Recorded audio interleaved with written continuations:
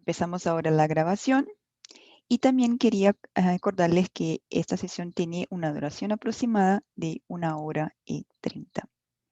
Perfecto, muchas gracias por avisarme que la presentación se ve bien. Vamos a empezar entonces. Quiero hacer una breve introducción a nuestro primer ponente, la doctora Elizabeth Duduziak. Voy a comentar su currículum vital en portugués, porque lo tengo aquí en portugués. Y después ya paso la palabra a la doctora Elizabeth. Es un gusto, un placer tenerla. La doutora Elizabeth es doutora em Engenharia de Produção pela Escola Politécnica da Universidade de São Paulo, com ênfase em trabalho, tecnologia e organização. Também é mestre em Ciências da Comunicação pela Escola de Comunicações de Artes da Universidade de São Paulo, com ênfase em Ciência da Informação, e bacharel em Biblioteconomia pela Universidade de São Paulo também. Atualmente, é a chefe técnica da Divisão da Gestão de Desenvolvimento e Inovação da Agência de Inovação da USP e Gestão de Informação Acadêmica da mesma universidade. Muito obrigada, doutora Elizabeth, por aceitar o nosso convite de participar desse evento.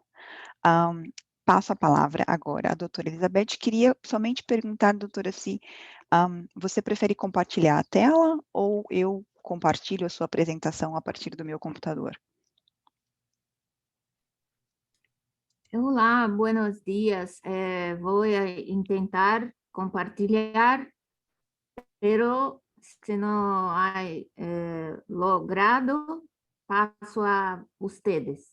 Ok, Fernanda? Ok, perfeito. Prefere a falar em espanhol? Vou falar em português. Ok, tá ótimo. Hein? Ok, ok, obrigada.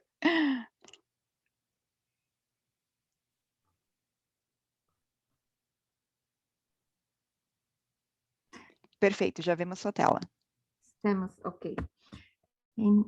Então, hoje venho compartilhar com vocês a experiência da Universidade de São Paulo, no Brasil, utilizando a plataforma Saival e a criação de grupos de autores para proporcionar avaliação institucional do desempenho de publicação científica desse grupo para a Universidade de São Paulo.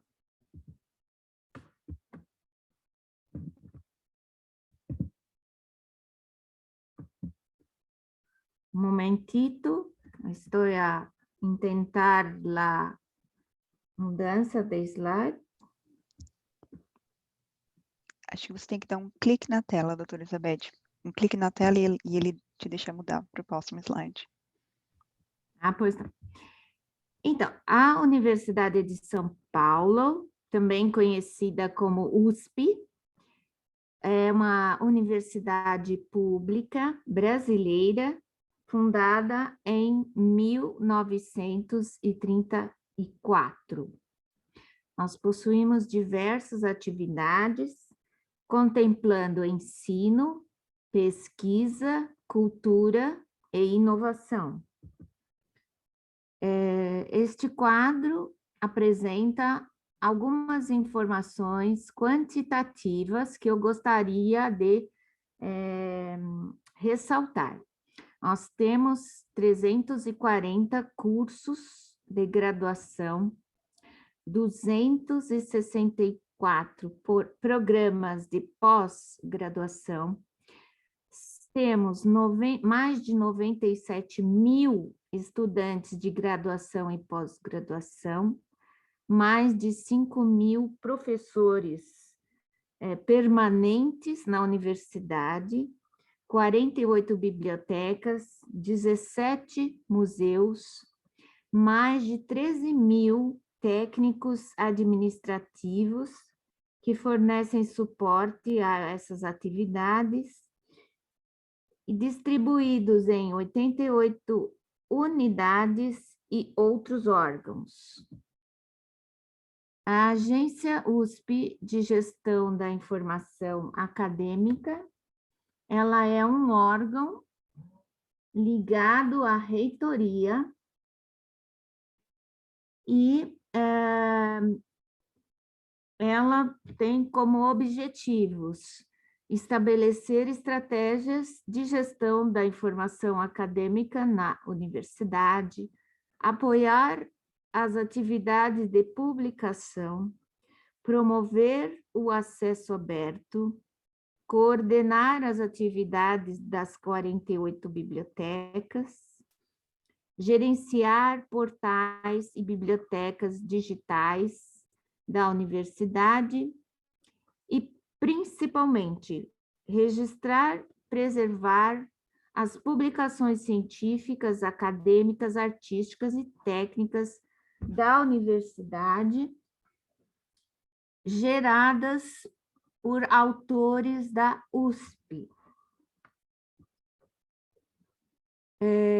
Em início de 2020, recebemos uma demanda da Pró-Reitoria de Pós-Graduação da universidade, com o objetivo de acompanhar o desempenho da publicação científica dos professores, estudantes e egressos ou graduados que participaram dos 267 programas de pós-graduação nos últimos 5 anos.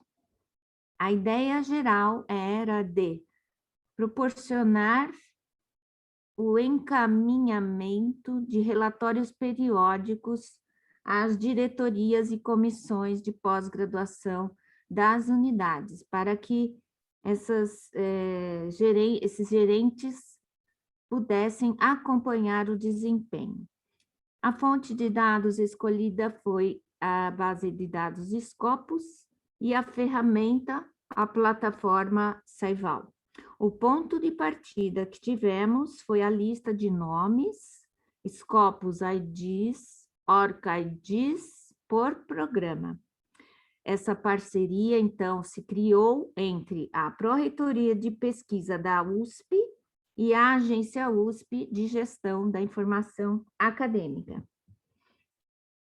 Aqui eu achei importante descrever esse caso que envolve etapas práticas de preparação e realização. Na primeira etapa, recebemos uma planilha, uma tabela com a lista de todos os professores, estudantes e graduados, egressos dos 267 programas de pós-graduação que a USP mantém, com o nome completo, Scopus ID e ORCID, quando existentes, identificados.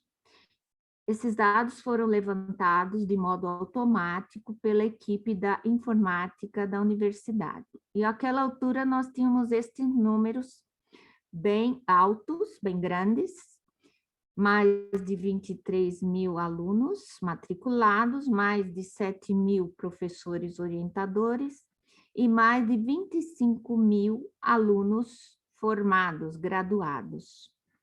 Então, na etapa 2, resolvemos fazer um piloto a partir do programa de pós-graduação de nefrologia. E, após esse piloto, constatamos, identificamos a dificuldade de verificar, de localizar estudantes e egressos ou graduados, devido à falta de publicações científicas, no primeiro caso, porque ainda eram estudantes, e no segundo caso, pelas afiliações ou filiações em distintas instituições às quais os graduados já pertenciam. Na etapa 3, então, tomamos a decisão de restringir para apenas o grupo de professores orientadores dos programas de pós-graduação da USP. Então, totalizamos um número de 7.891 autores, docentes, professores. E, em função dessa demanda, nós achamos necessário criar o grupo de trabalho de indicadores da produção da USP, não apenas para atender a esta demanda, mas depois também para dar continuidade ao trabalho, de promover estudos bibliométricos, fornecer suporte à gestão da pesquisa, para subsidiar decisões estratégicas para a universidade e também usando metodologias e fontes especializadas de análise bibliométrica. O nosso grupo, composto por bibliotecários e analistas, foi assim distribuído, e esse grupo coordenou os trabalhos. Mas o que fizemos em seguida? Trabalhamos com as planilhas para colocar no modelo de importação para o Saival, e as planilhas foram distribuídas às equipes das bibliotecas.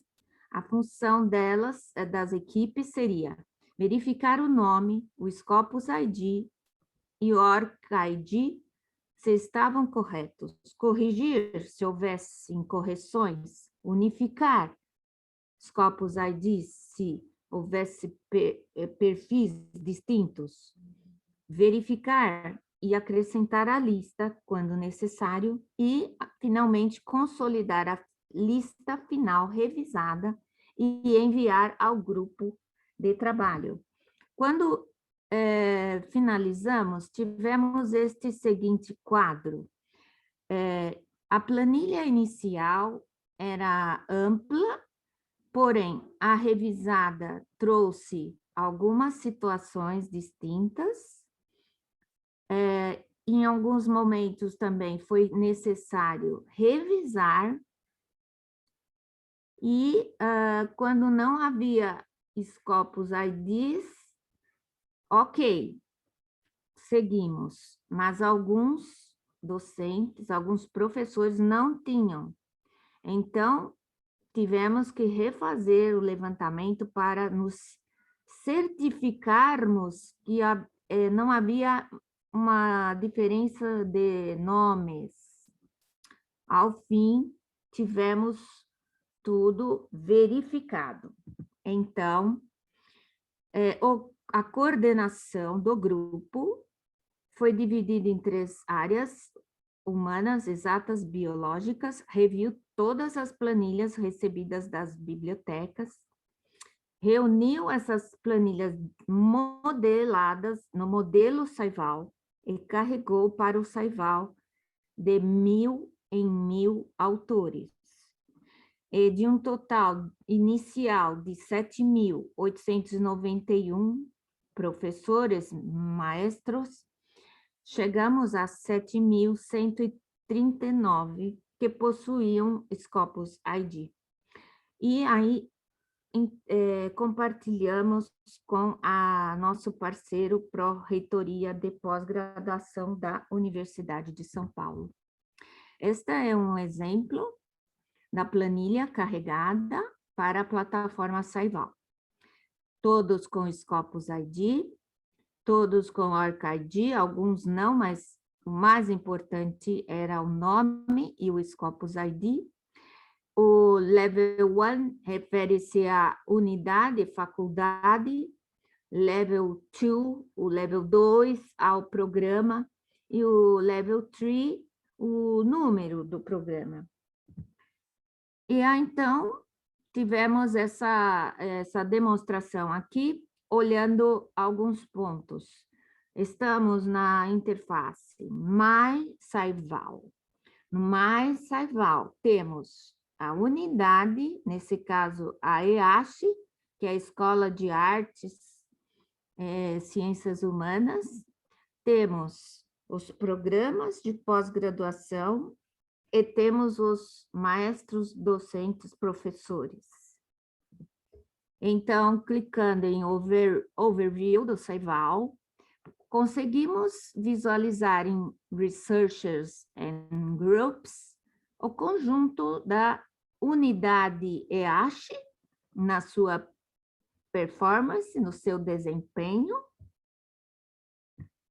e depois escolhendo um programa de pós-graduação, que é Bioquímica, Biologia Molecular, visualizamos o desempenho desses 13 autores ligados a esse programa.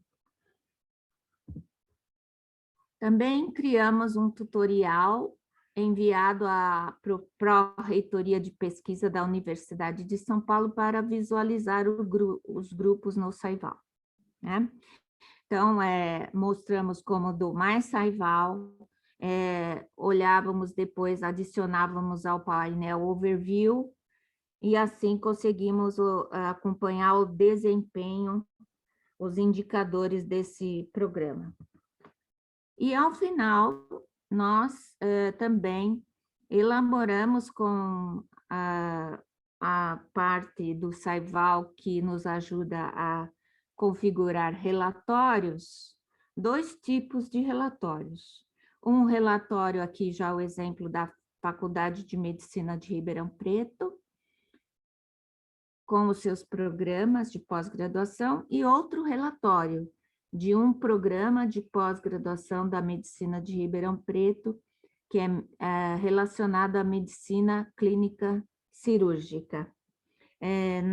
Esses relatórios, eles estão em vias de serem enviados a essas faculdades para que haja o acompanhamento periódico do desempenho. Então, agradeço a atenção de vocês.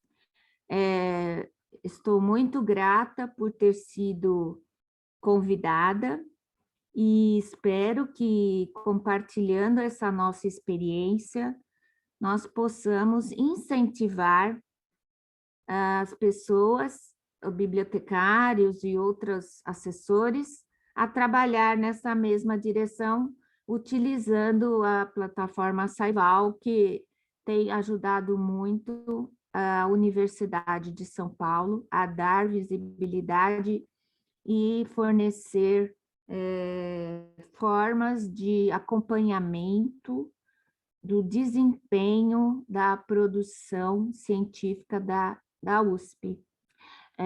Obrigada, Fernanda. Gracias.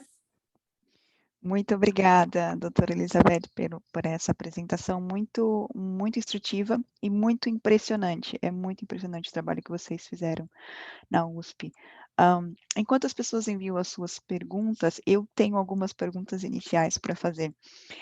Realmente, a dimensão desse exercício é o que chama mais atenção, né, por causa do volume de programas de pós-graduação, de professores e de alunos. Quanto tempo levou para vocês conseguirem organizar essa informação, esse período de organização dos nomes, coletas dos Scopus ID? Você tem uma noção de quanto tempo levou esse processo inicial até fazer a carga dos dados no Silo? Então, Fernanda, com a pandemia e o distanciamento, o trabalho remoto, na verdade, eu mesma, como coordenadora do grupo, acabei deixando um pouco, à medida que eu fui conseguindo retomar o trabalho, o grupo se reorganizou, então nós tivemos uma lacuna de tempo aí de uns 3 meses, quando então retomamos e nossa satisfação foi saber que as equipes de bibliotecários da Universidade de São Paulo logo assumiram essa colaboração e nos forneceram dados confiáveis. Alguns ainda com dúvidas, mas todos procurando colaborar e aprender. Então, em torno de, vamos dizer, se não tivéssemos tido esse atraso, eu creio que em 4 meses de fato, se não houvesse esses impedimentos, nós teríamos concluído. E esse é um trabalho que ele não termina, porque sempre há novos professores, novos maestros. Estamos Exato. em constante colaboração com a diretoria da pró-reitoria de pós-graduação para nos atualizar e estamos tentando rever agora e reconsolidar os Scopus IDs com os perfis unificados para não perder as informações. E até, doutora Elizabeth, essa é uma das questões que apareceu aqui na nossa caixa de perguntas, relacionadas à atualização. Como vocês pretendem manter a atualização dos pesquisadores em cada programa? E eu já vou emendar uma outra pergunta, que é o seguinte: se vocês consideraram somente docentes permanentes ou também os colaboradores nesse exercício? Então, de trás para frente, consideramos os docentes permanentes e os docentes colaboradores, porque os permanentes nós temos um pouco mais de 5.000, mas no total, com os colaboradores, ultrapassamos a marca de 7.000. Esses docentes que, embora afiliados a outras universidades, eles estão nos programas, tocando as aulas, formando pessoas, né, na pós-graduação. Então, estamos, sim, considerando não só permanentes, como os docentes, professores de outras universidades que colaboram conosco.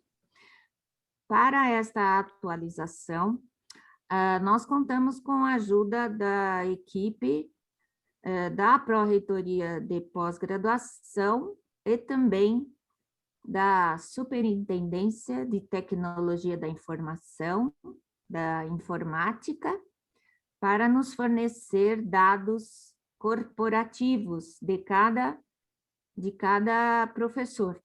Então, vamos ter que novamente retomar o grupo, verificar e tentar revalidar, atualizar os dados. Vai ser difícil, mas vamos fazer porque é necessário.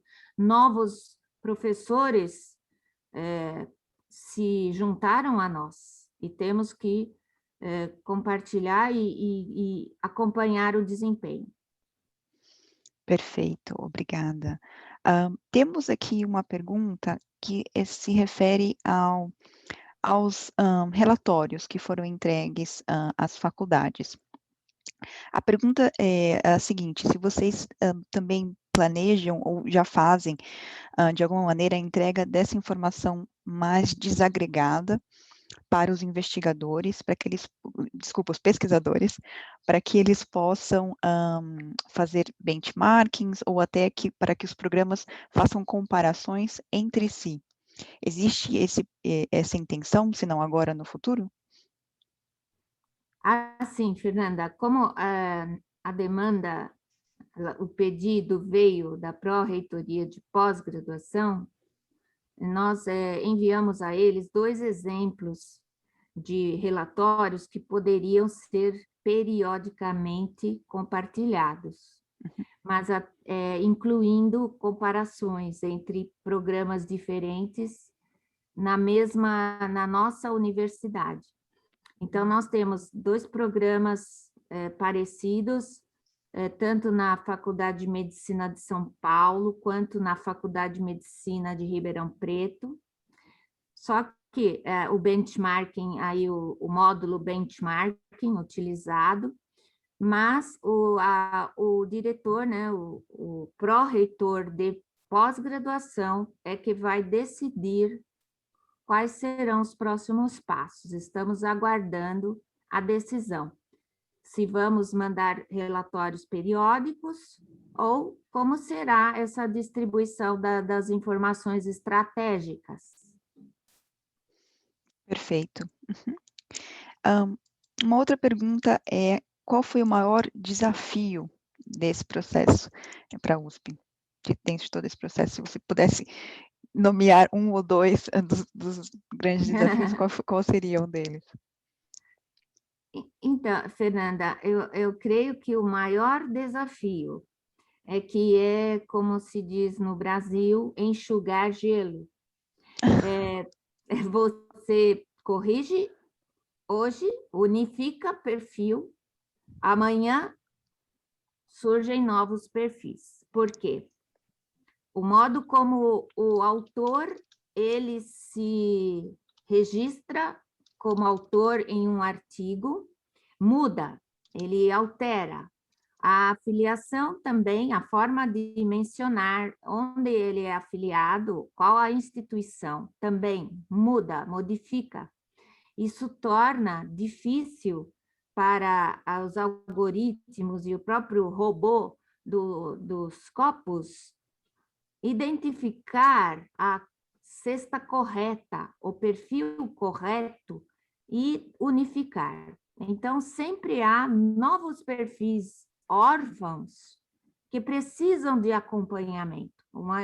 Para mim, o maior desafio é esse, é manter unificados os perfis. Isso depende dos nossos autores, e não exatamente de um trabalho de bibliotecário, mas estamos sempre dispostos a continuar com esse trabalho. Esse eu creio que é o maior desafio, porque se todos estivessem sempre com o mesmo o nome profissional, sempre com a mesma afiliação, o Scopus e o Sarval não teriam dificuldade, e nós não teríamos que rever os perfis. Outro desafio é que há muito receio ainda de utilizar plataformas como o Saival, mas quando se conhece, vê que é muito fácil de usar, é muito útil, muito rápido de obter os resultados. Eu creio que é isso, é trabalhar bastante com a nossa comunidade e também com os bibliotecários para empoderá-los, nos ajudando em Correto, tudo. correto. Muito bom. Doutora Elizabeth, uma pergunta sobre se o grupo de trabalho elaborou uma política junto à reitoria para envolver as bibliotecas e os professores nesse processo, nesse projeto. Até o momento, não, porque estamos aguardando que os nossos demais colaboradores, incluindo a Pró-Reitoria de Pós-Graduação e, claro, a presidência, o presidente Jackson Bittencourt, da agência USP, de Gestão da Informação Acadêmica, entenda isso como um processo estratégico compartilhado com a alta gestão da universidade.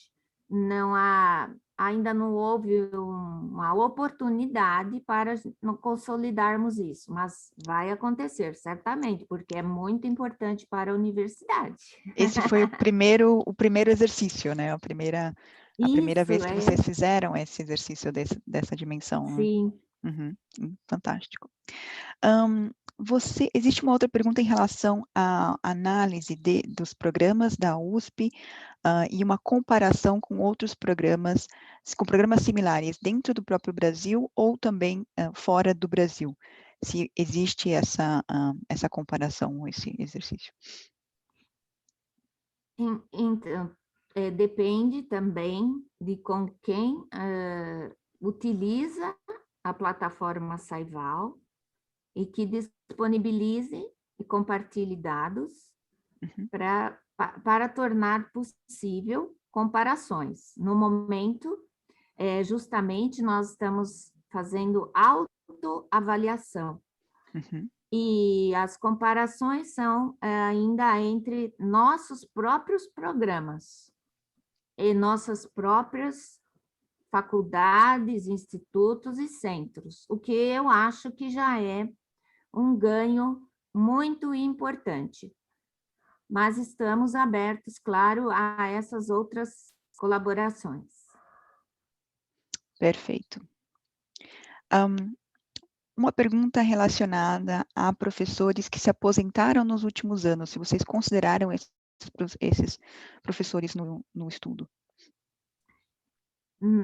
Quando recebemos a lista da equipe da Pró-Reitoria de Pós-Graduação, nós não observamos essa situação. Para nós, um professor, mesmo que aposentado, que publica artigos e trabalhos científicos, ele contribui para a universidade e ele deve ser considerado e contabilizado no grupo, porque ele, de fato, ainda contribui para a visibilidade, a reputação da universidade.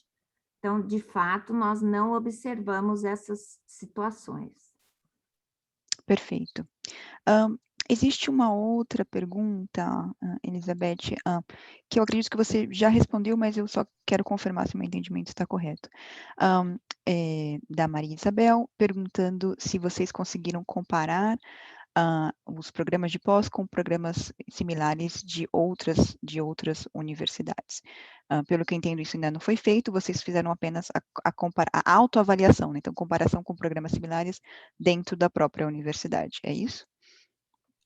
Sim, mas sabemos que há outras instituições, universidades no Brasil, que também assinam a ferramenta Saival. Nada impede que a gente faça essas comparações. Eu queria também deixar claro, Fernanda, que há um trabalho de carregamento de autores, de upload de grupos, e isso é um trabalho que não é trivial, não é preciso verificar exatamente se o autor é o autor correto, o Scopus ID é o Scopus ID correto, para confiarmos nos dados. E o ORCID também nos ajudou a desambiguar nomes parecidos. E isso, se formos trabalhar com outras instituições, teremos que ter o mesmo cuidado para realmente ter certeza de compararmos dados corretos. Não é impossível, mas eu creio que cada universidade vai, aos poucos, evoluir na sua facilidade, na sua prática, e, como você disse, apenas um piloto. Não estamos ainda trabalhando em colaboração com outras universidades. Perfeito.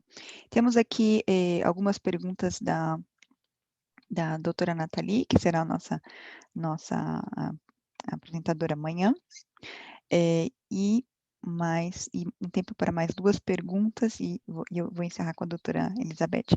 Mas eu quero aproveitar que as perguntas estão interessantes, e a doutora Nathalie pergunta como esses relatórios se relacionam aos relatórios que são gerados para avaliação individual dos pesquisadores ou avaliação de grupos de pesquisadores. E se vocês utilizam alguns desses indicadores para avaliar os professores, se a universidade utiliza.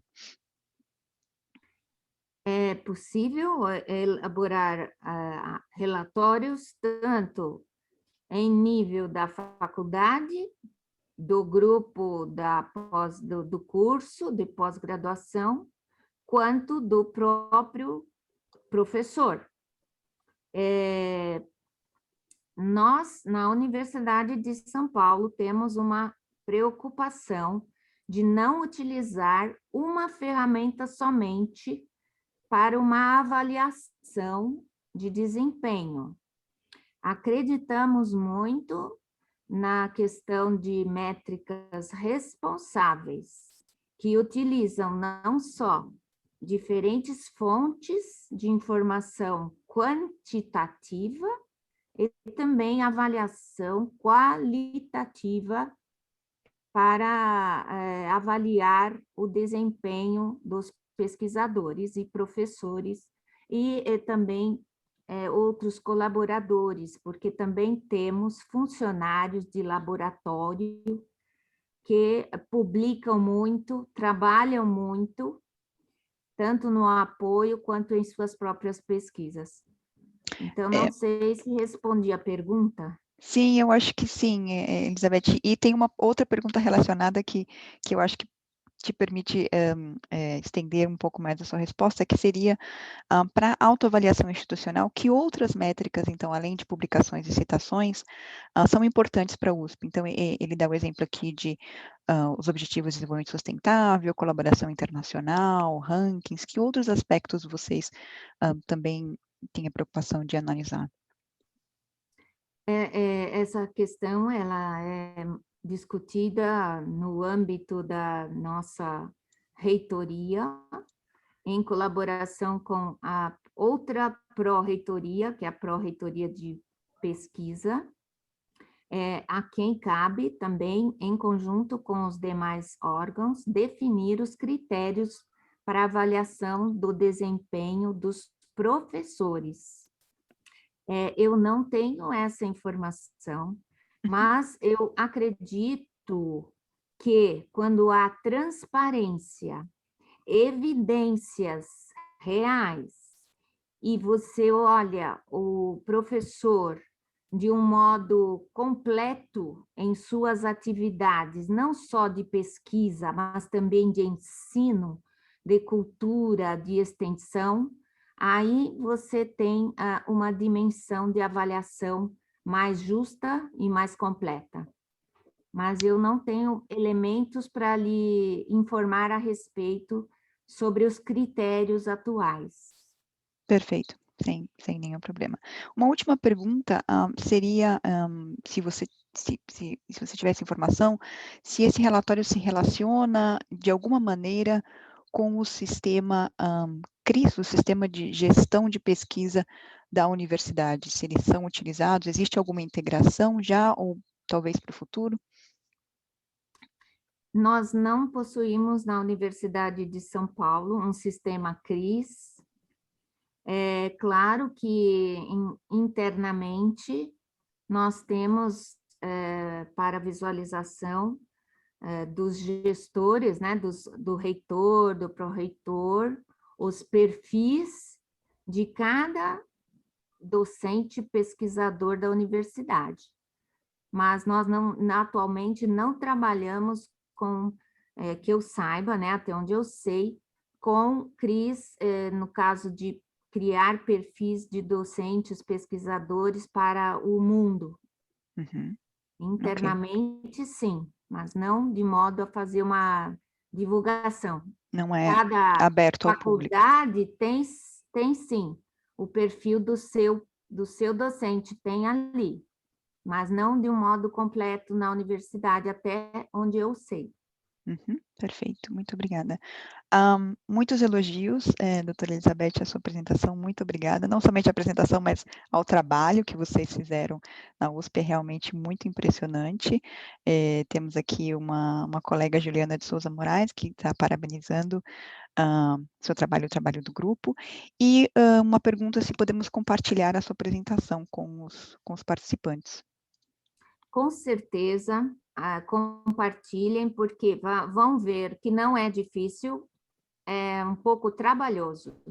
E eu aproveito esta oportunidade para agradecer a parceria com a Pró-Reitoria de Pós-Graduação, agradecer ao presidente da Agência USP de Gestão da Informação Acadêmica e, principalmente, agradecer o trabalho das 48 bibliotecas e suas equipes. Sem elas, esse trabalho colaborativo não seria possível.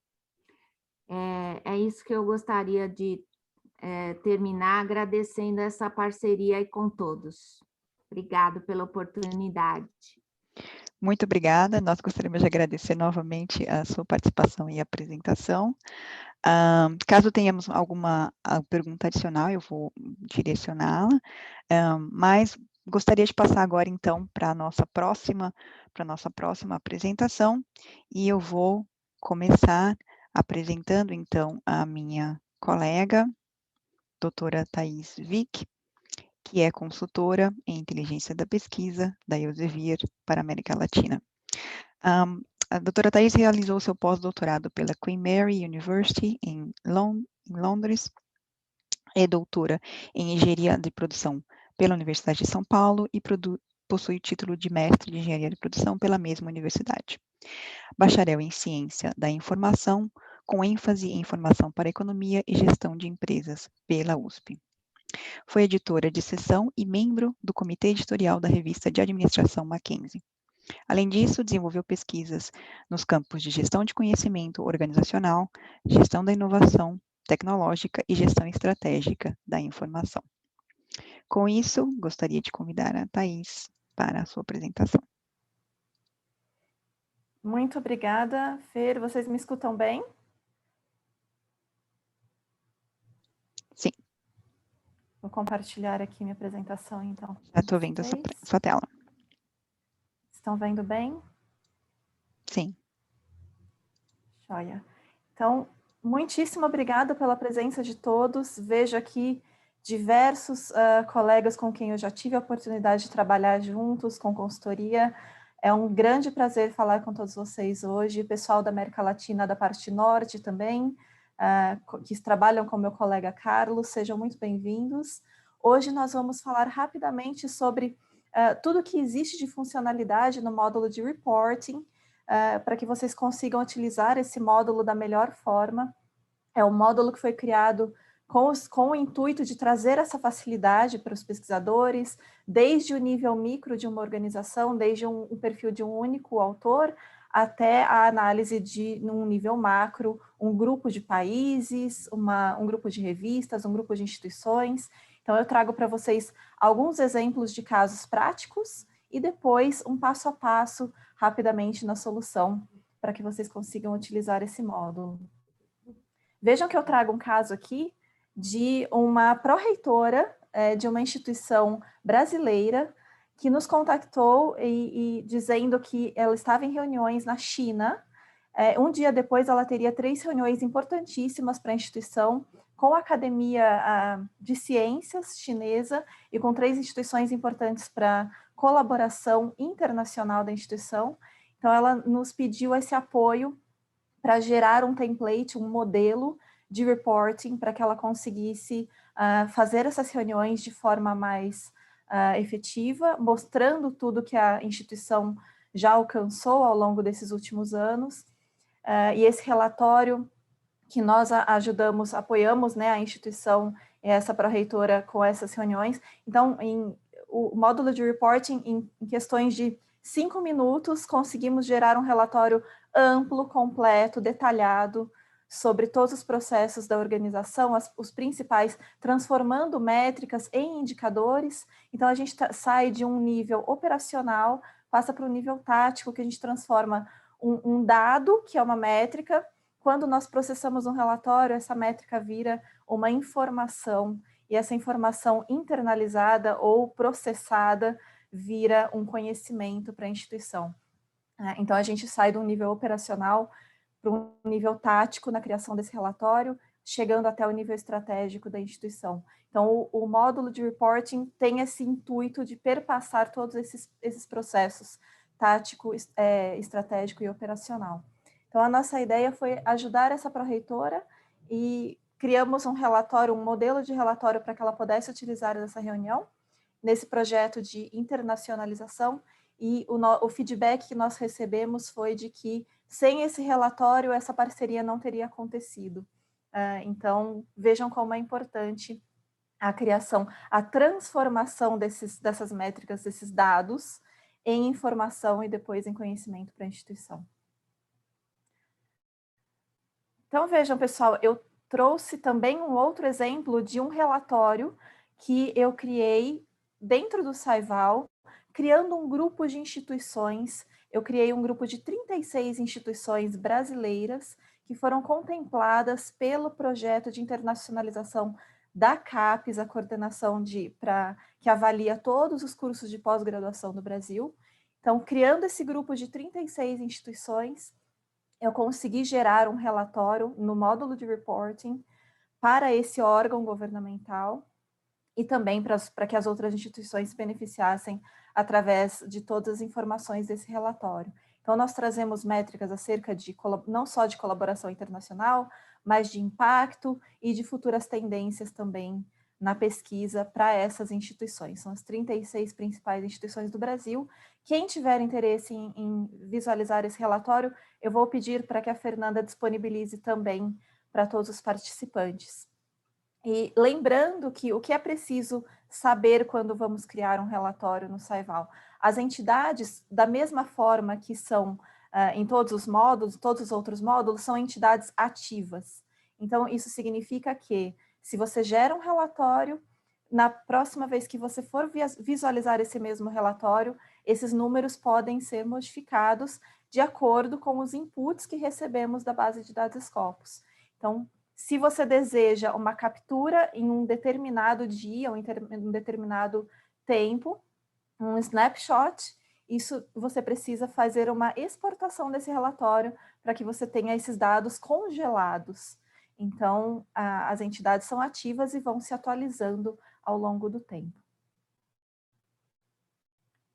O que nós podemos fazer? Quais são as funcionalidades do módulo de reporting? Então, hoje eu vou passar rapidamente sobre esse passo a passo. Nós podemos criar um relatório, exportar, compartilhar com colegas da mesma instituição, mergir, fusionar, né, esses relatórios. Então, eu consigo unificar 2 ou mais relatórios.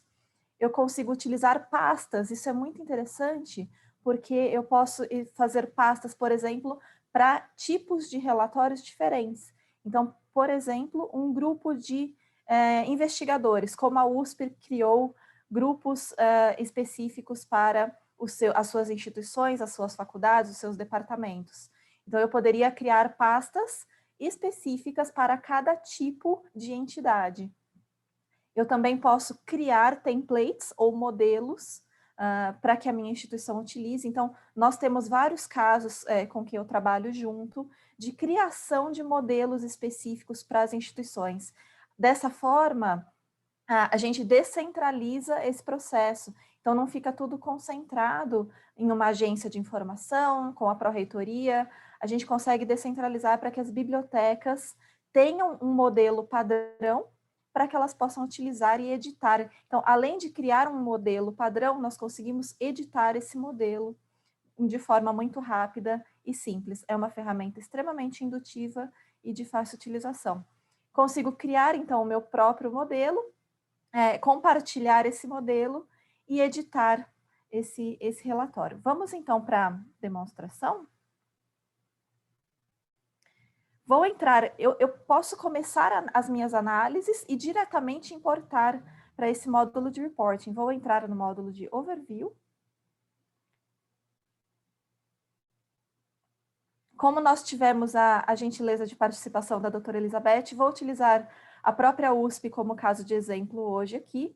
Então, vamos utilizar algumas métricas, vou tentar fazer aqui rapidamente algumas análises. Eu posso diretamente... Deixa eu diminuir a câmera aqui, para ficar mais fácil a visualização para mim. Eu posso diretamente adicionar essa primeira análise, esse Overall Research Performance, que tem as principais métricas, diretamente esse sumário, esse resumo para o módulo de Reporting. Eu tenho o link da opção Add to Reporting. Eu posso gerar um novo relatório diretamente, clicando na opção Add to a Report. E, em seguida, por exemplo, sumário da Universidade de São Paulo, ou criar um novo relatório. Eu faço um clique em Create New Report. Vamos dar o nome para esse relatório de USP, USP Template. Então, eu faço um clique em salvar, guardar essa informação. E essa análise já está Indo diretamente para o nosso relatório. Vou adicionar mais uma informação agora na seção Published. Eu gostaria de adicionar agora os Outputs in Top Citation Percentiles. Add to Report. Ele já me traz aqui o relatório que estamos utilizando, o USP Template. Eu só faço um clique em salvar. A próxima análise, by Journal Quartile. Então, tenho a primeira linha na seção Published, na sublinha by Journal Quartile. E eu tenho os quartis de periódicos, quais são as publicações da USP por quartis de periódicos. Faço um clique em selecionar ao módulo de reporting. Depois a opção by Subject Area. Na mesma seção Published, na sublinha by Subject Area, eu tenho a opção Bar Chart. Então vejam que é uma análise bastante interessante, porque eu tenho do lado esquerdo a quantidade de documentos e do lado direito o nosso impacto de citações ponderado por campo de conhecimento, que da USP é bastante expressivo, por sinal. Vamos salvar para o nosso report, save. E agora vamos para o módulo de benchmarking, o segundo módulo do SciVal. Já temos a USP aqui populada. Eu vou fazer rapidamente com vocês uma análise selecionando no eixo Y a colaboração internacional da USP. E vamos fazer um gráfico em bubbles. No eixo X, vou selecionar uma métrica de citações, Field Weighted Citation Impact, a nossa métrica ponderada por campo de conhecimento. Eu poderia incluir ou excluir autocitações. E agora eu posso visualizar uma terceira métrica. Então, eu vou selecionar a métrica relacionada a publicações, Scholarly Output. Seleciono a métrica. E agora temos um gráfico bubble, em bolha, e podemos visualizar em motion chart, como o Chris James mostrou para vocês na apresentação no evento de ontem. Então, vamos adicionar também essa análise ao módulo de reporting. Já temos aqui o que criamos juntos. Vamos adicionar também o mapa de colaboração no módulo de collaboration. Então, esse é o mapa de colaboração da USP. Clico em Add to Reporting. Faço um clique em salvar. E uma última análise no módulo de Overview. Eu tenho a seção Topics. Eu vou selecionar os clusters que a USP tem atividade de proeminência mundial. Seleciono a nossa roda, Wheel, e eu consigo visualizar quais são os top 10% de clusters de proeminência mundial no mundo em que a USP está ativa. Então, vejam aqui, eu tenho os trabalhos da USP por campos de conhecimento, com a legenda mais abaixo. Vou adicionar também ao nosso módulo de relatório. E vamos agora diretamente clicar no último módulo. O módulo de reporting é gratuito para todas as instituições que têm acesso à solução SciVal. Vejam que o nosso USP Template já está aqui na nossa biblioteca. Essa é a biblioteca do nosso módulo de relatórios. Nós temos as análises e os relatórios na seção de biblioteca e também temos os templates. Esses templates, nós temos a opção dos já criados pela própria equipe do SciVal, que vocês podem utilizar para qualquer entidade, uma instituição, um grupo de autores, uma revista. E eu tenho também os providenciados pelos nossos clientes. Temos 2 exemplos de modelos. E eu tenho os definidos por mim. Então, eu tenho aqui de uma outra instituição brasileira um relatório modelo que criamos para essa instituição. Vamos voltar agora na nossa seção de reports. eu tenho aqui o da USP, vou clicar no nosso relatório que criamos juntos, e vejam que eu tenho aqui, do lado esquerdo, o report com todos os detalhes. Eu poderia fazer uma descrição da análise aqui na parte superior da tela, eu posso modificar o título da análise. Então, ele é completamente 100% editável e personalizável. Eu tenho do lado direito a opção de editar também esse report, no sentido de remover uma análise nessa opção em X, ou modificar a ordem das análises. Então, eu poderia, por exemplo, as instituições que estão colaborando com a USP, eu poderia mover até a parte inicial, somente arrastando a análise para a posição que eu gostaria que ela ficasse no módulo de relatório. Além dessa opção de editar, eu tenho a opção de exportar em modo doc, Microsoft Word, eu tenho PDF, tenho XLS, CSV, várias opções importantes aqui, interessantes para quem está trabalhando com esse módulo de relatório, opções editáveis, inclusive. Então, além da opção de editar esse relatório, eu tenho as opções de compartilhar, selecionando a caixinha ao lado do nome do relatório, eu consigo compartilhar na opção Share com um colega da mesma instituição. Esse colega pode visualizar o meu relatório ou editar o meu relatório, dependendo da permissão que eu envio a esse colega. Eu também consigo unificar, ou seja, tenho 2 relatórios que eu quero transformar em um. Por exemplo, aqui vou selecionar o NB e USP, eu tenho a opção de Merge. Então, nessa opção eu consigo unificar relatórios. Eu posso deletar um relatório, exportar, como eu já disse para vocês, editar, como vocês viram. Então, vejam que é super simples o processo, e eu também consigo criar um folder, uma pasta, e isso me traz a possibilidade de agregar aqui relatórios de um mesmo tipo, ou para uma mesma entidade. Então, eu somente arrasto aqui, se fosse possível. Por exemplo, aqui estamos falando de uma análise, mas eu poderia trazer relatórios para dentro desse folder. E agora eu tenho, dentro de uma mesma pasta, relatórios ou análises referentes a uma mesma tipologia. Da mesma forma, eu poderia usar um template. Então, vamos usar aqui um template do Saival, esse Summary.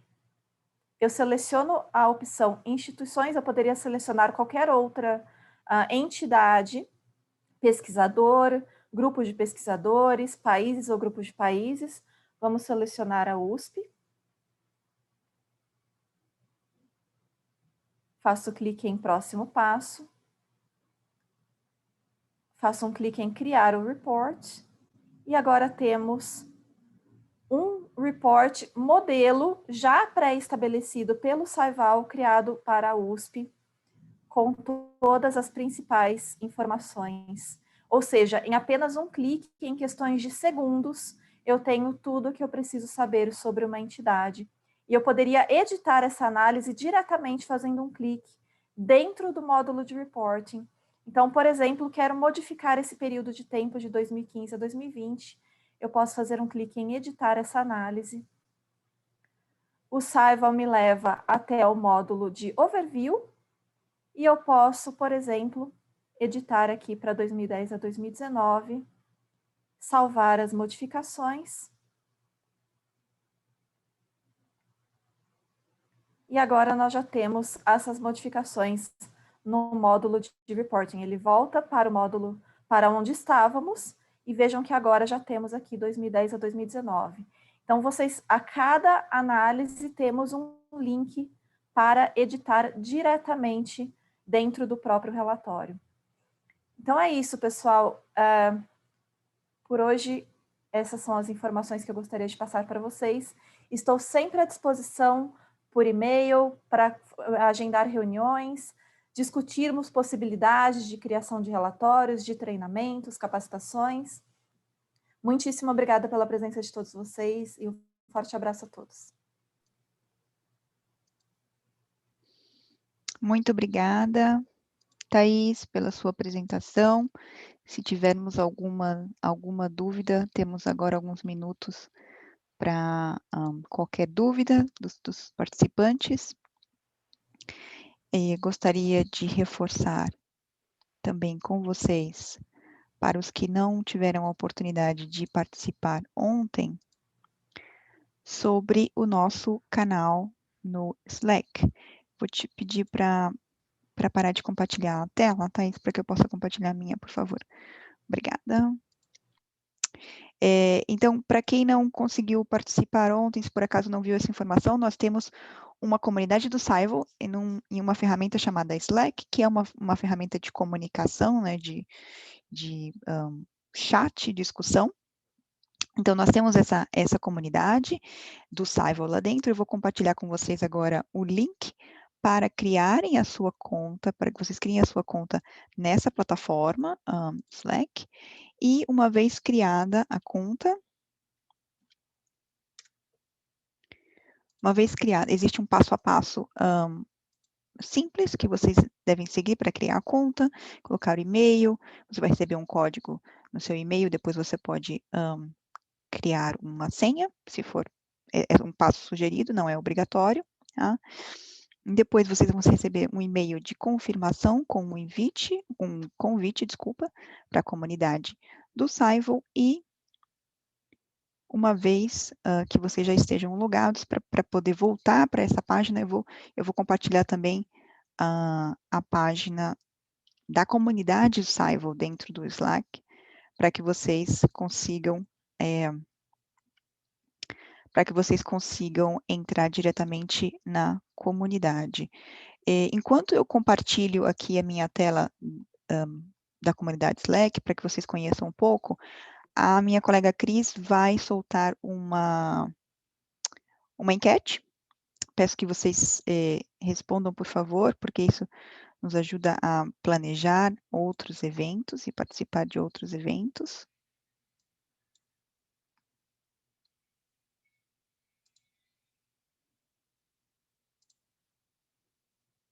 E se tiverem qualquer consulta, podemos aproveitar aqui os minutinhos finais.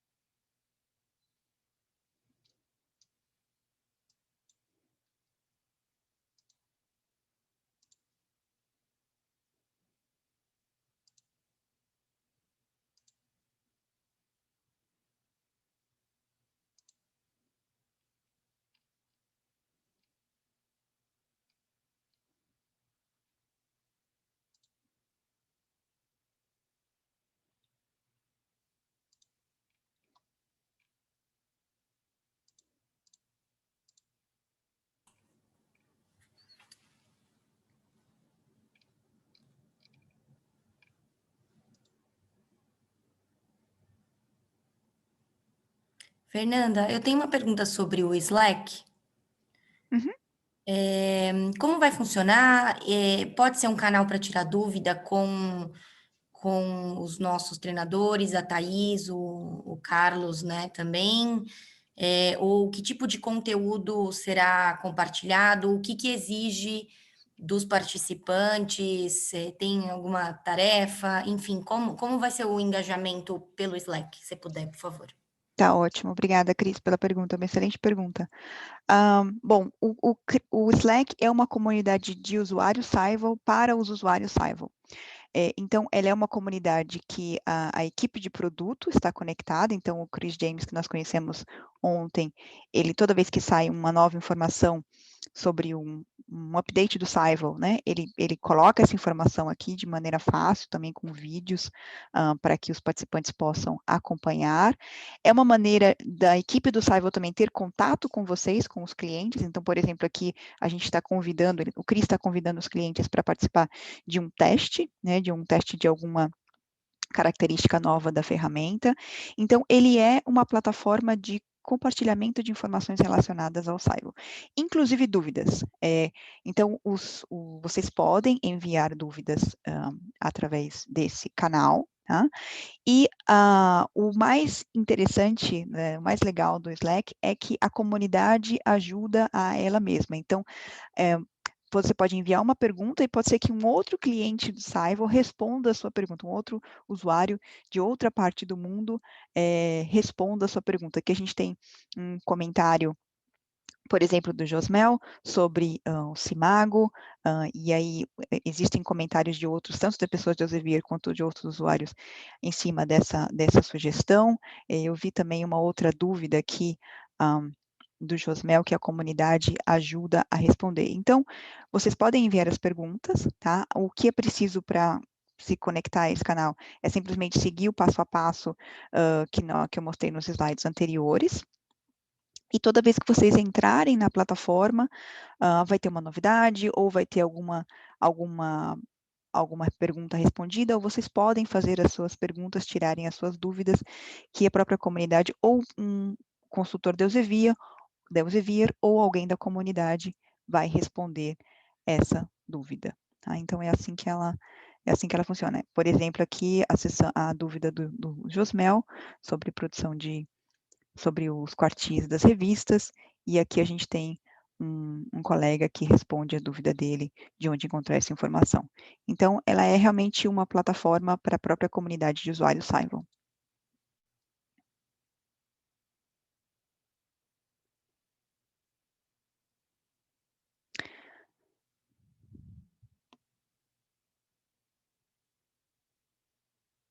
Thaís, temos aqui uma pergunta relacionado à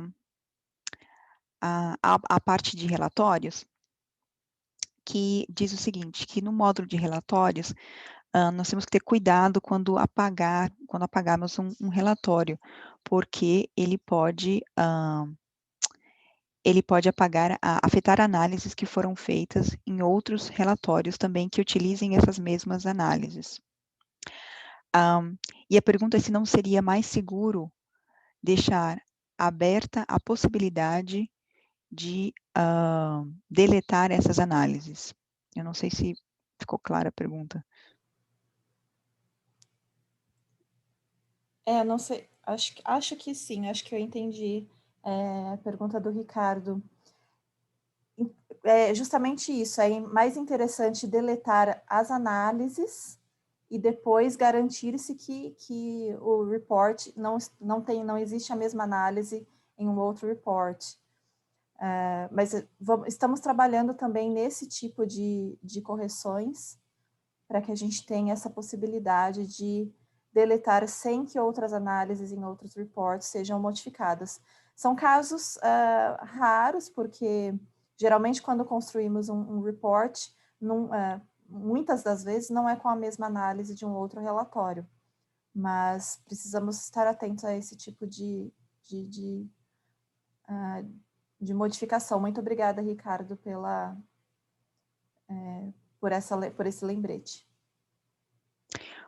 Uma outra pergunta também do Ricardo é relacionada aos templates próprios, que não é possível editar algumas características, como o tipo de documentos. Ele está perguntando se é isso mesmo ou talvez ele não tenha encontrado essa funcionalidade.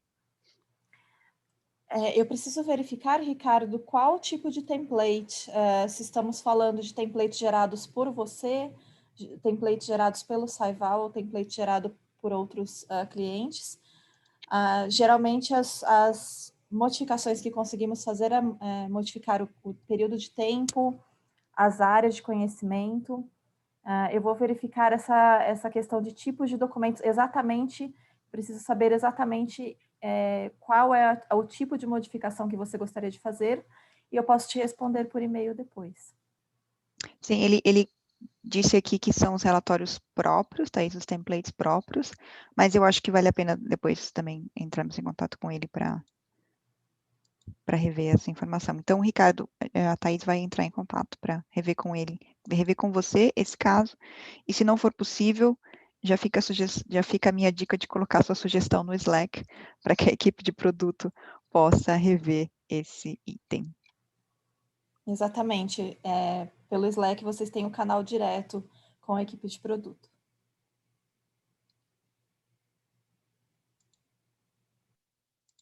Muito bem, pessoal, eu acho que por hoje é só. Não temos mais perguntas, comentários. Muito obrigada novamente pela participação de todos, pelo tempo de todos vocês. É um prazer para a equipe da Elsevier realizar esse tipo de evento e nós estamos muito contentes com a participação. E